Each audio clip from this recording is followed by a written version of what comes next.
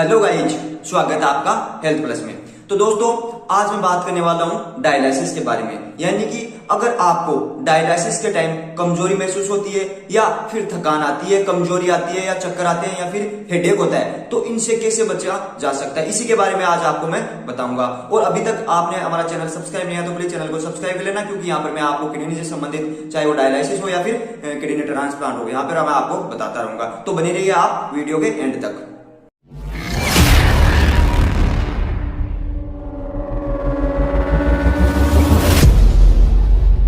दोस्तों, मेरी भी 22 साल की उम्र में दोनों किडनियां खराब हो चुकी थी। तो किडनियां खराब होने की वजह से मुझे भी लगातार 2 साल तक डायलिसिस करवाना पड़ा। हफ्ते में 2 बार मेरा डायलिसिस चलता था। उसके बाद मैंने किडनी ट्रांसप्लांट करवा ली, जो कि मेरी बड़ी बहन, उसने मुझे किडनी डोनेट की। तो इस 2 साल के डायलिसिस के पीरियड में मैंने भी बहुत कुछ सीखा है, वही आज मैं आपको बताने जा रहा हूं।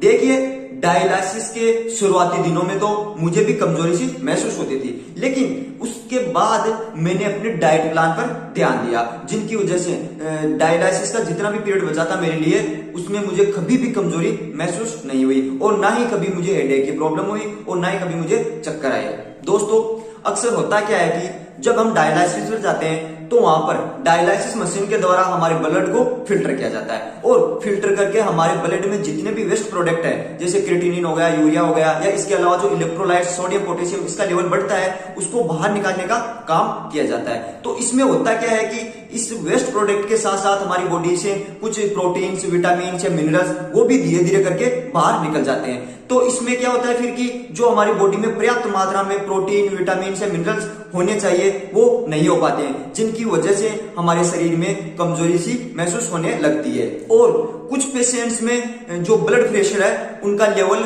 ज्यादा या कम होता रहता है, जिनकी वजह से डायलिसिस में उन पेशेंटों को हेडेक होता है, यानी कि सिरदर्द होता है, या इनके अलावा उनको चक्कर आने की भी शिकायत रहती है। इसके अलावा डायलिसिस में कमजोरी आने का एक प्रमुख कारण यह भी है कि एक स्वस्थ व्यक्ति में हीमोग्लोबिन की नॉर्मल मात्रा 13 से 16 ग्राम पर डीएल होती है, लेकिन अगर एक डायलिसिस पेशेंट में इसकी मात्रा घटकर 6 या 7 ग्राम पर डीएल रह जाती है, तो डायलिसिस पेशेंट में कमजोरी आने के बहुत ज्यादा चांसेस हो जाते हैं। तो अब करना क्या होगा आपको कि आपको अपनी डाइट प्लान पर ध्यान देना होगा। आप एक दिन में 4 से 5 बार डाइट ले और थोड़ा थोड़ा करके ले। और ध्यान रहे, इसमें प्रोटीन्स और विटामिन्स की मात्रा भरपूर होनी चाहिए, जिससे कि आपके शरीर में जो विटामिन्स और मिनरल्स या प्रोटीन्स की मात्रा डायलिसिस के टाइम कम हुई थी, वो आपूर्ति हो सके, जिसके कारण आपको आने वाली कमजोरी से छुटकारा मिल सके। अगर हम यहाँ प्रोटीन्स की बात करें तो आप सोयाबीन खा सकते हैं। इनके अलावा आप पनीर का भी सेवन कर सकते हैं। इसमें क्या होता है कि प्रोटीन के साथ साथ अन्य भी कई अच्छी तरह के मिनरल्स पाए जाते हैं। और अगर आप नॉनवेज खाते हैं तो आप प्रोटीन्स को बढ़ाने के लिए अंडा भी खा सकते हैं। लेकिन एक बात का ध्यान रखना बहुत ही जरूरी है, आप अंडे का केवल सफेद वाला भाग ही खा सकते हैं, क्योंकि जो येलो पार्ट होता है अंडे का, उसमें भरपूर मात्रा में फॉस्फोरस और पोटेशियम की मात्रा पाई जाती है। अगर आपकी बॉडी में पोटेशियम की मात्रा ज्यादा हो जाएगी तो आपको हार्ट अटैक आने के भी चांसेस बने रहते हैं। इसके अलावा आपको डायलिसिस के बीच बीच में कुछ फ्रूट्स भी लेने चाहिए। और अगर आप यह जानना चाहते हो कि एक डायलिसिस पेशेंट कौन से फ्रूट्स खा सकता है, तो इसका मैंने अलग से वीडियो बनाया हुआ, और इसका जो लिंक है वो डिस्क्रिप्शन बॉक्स में दे रखा, आप वहां जाकर भी देख सकते हैं। देखिए, आपको इनके अलावा शुगर और ब्लड प्रेशर का भी मेंटेन बनाए रखना होगा, क्योंकि एक डायलिसिस पेशेंट में शुगर लेवल और ब्लड प्रेशर जो कि कम या ज्यादा होता रहता है। अगर आपका शुगर का लेवल डायलिसिस के दौरान कम या ज्यादा होगा तो आपको वोमिटिंग भी हो सकती है, और अगर डायलिसिस के टाइम आपको वोमिटिंग होगी तो ये तो जाहिर सी बात है कि कमजोरी तो आनी ही है। इसके लिए आपको जो शुगर का लेवल है वो बिल्कुल भी मेंटेन बनाए रखना होगा। अब बात करते हैं हीमोग्लोबिन की।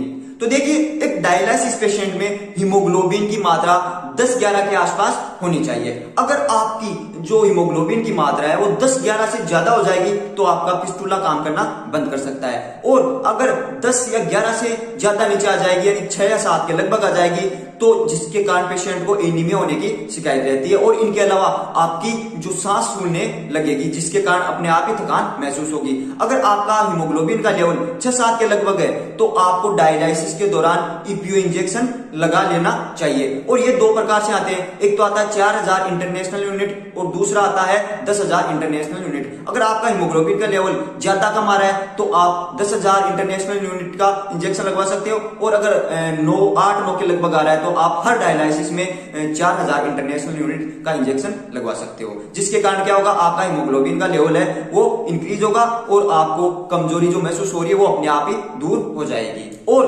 दूसरा डायलिसिस में कमजोरी आने का कारण है आपका वजन बढ़ाना। देखिए, इसकी क्रोनोलॉजी समझिए आप, मैं आपको एक आसान भाषा में समझाता हूं। जब आप डायलिसिस पर जाते हो तो जाते ही आप अपना वजन देखते हो और डायलिसिस के तुरंत बाद आप फिर से अपना वजन देखते हो, तो इन दोनों के बीच में आपका वजन बढ़कर आता है, वो 4, 5 या फिर 2, 3 कितना भी आता होगा, वो वजन बढ़ता है, वो पानी की वजह से बढ़ता है। अगर आप पानी ज्यादा मात्रा में लोगे तो आपका वजन ज्यादा बढ़ेगा और वजन ज्यादा बढ़ने के कारण आपको डायलिसिस के टाइम जो पानी निकाला जाएगा वो ज्यादा निकाला जाएगा। तो अचानक से आपका पानी ज्यादा निकाले जाने के कारण आपका ऑटोमेटिकली वजन कम होगा, तो वजन कम होने की वजह से आपको उस टाइम थकान या फिर कमजोरी आने के चांसेस बने रहते हैं। इसके अलावा आपको वहां पर चक्कर भी आ सकते हैं। तो देखिए, आप जो अपना वजन बढ़ा रहे हो वो कम से कम बढ़ाए। आप जो पानी पी रहे हो वो 1 लीटर से ज्यादा न पिए। मतलब दिन में आप जो भी चाय, कॉफी या फिर दूध, छाछ जो भी लेते हो, सबको मिलाकर आपको एक दिन में 1 लीटर से ज्यादा फ्लूइड नहीं बढ़ाना है। अब आपको डायलिसिस से कमजोरी दूर करने का एक सटीक उपाय और बताता हूं। देखिए, जब भी आप डायलिसिस के लिए जाओ तो सबसे पहले सुबह अगर जाते हो आप तो खाना खाकर जाओ। इनके अलावा आप डायलिसिस के बीच बीच में थोड़ा थोड़ा करके या तो आप खाना ले जाओ वो खाओ या फिर कुछ फ्रूट साथ में ले जाओ वो खाओ। इसके तुरंत बाद अगर आपके डायलिसिस हो जाए तो आप तुरंत बाद आपको दोबारा से कुछ फ्रूट्स वगैरह कुछ खाने चाहिए, जिससे क्या होगा कि आपकी शरीर में जो ब्लड के द्वारा फिल्टर होके जो भी इलेक्ट्रोलाइट्स है, मिनरल्स है, प्रोटीन्स है, विटामिन है, वो बाहर निकल गए, उसकी तुरंत आपको क्या आपूर्ति हो जाए, जिसकी वजह से आपको कमजोरी बिल्कुल भी ना आए। और इसके साथ ही आपको जो पानी की मात्रा है, आप जितना भी पानी लेते हो उसका सबसे ज्यादा ध्यान रखना है।